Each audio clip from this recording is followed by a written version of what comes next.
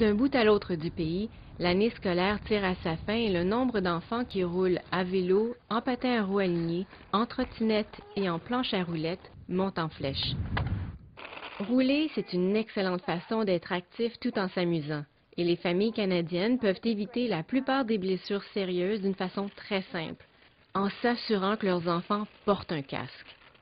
Le thème de la semaine Sécuri-Jeune 2010 est justement « Quand tu roules, protège ta boule ».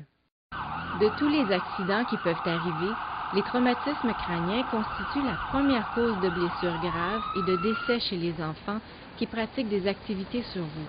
Et le port d'un casque peut réduire le risque de traumatisme crânien de 85 %.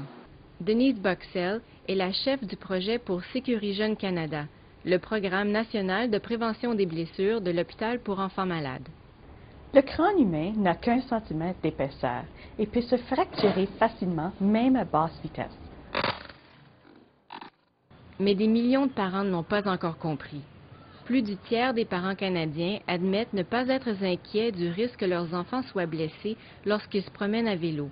Une statistique très préoccupante pour les spécialistes de la sécurité.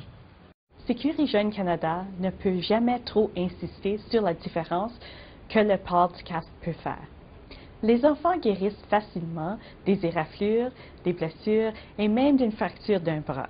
Même les blessures à la tête, d'apparence mineure, peuvent causer des lésions au cerveau qui sont permanentes et qui peuvent changer la vie d'un enfant à jamais.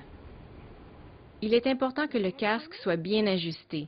Les sangles latérales et du menton doivent être suffisamment serrées et le casque doit couvrir le haut du front jusqu'à 2 doigts au-dessus des sourcils.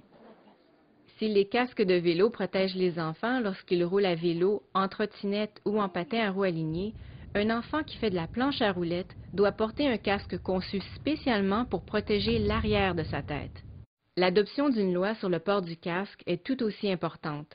Les provinces qui ont une telle loi enregistrent 25 % moins de traumatismes crâniens que celles qui n'en ont pas.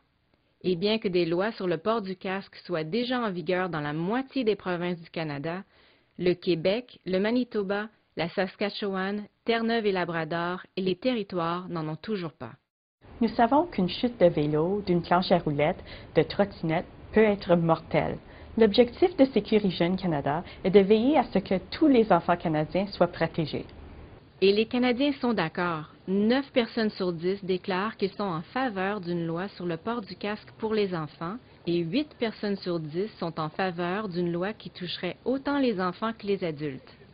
La semaine Sécuri-Jeune 2010 se déroule du 31 mai au 5 juin. Pour souligner l'occasion, Sécuri-Jeune, en collaboration avec Johnson & Johnson, offre gratuitement un dépliant sur la sécurité grâce au port du casque au sécurijeunecanada.ca.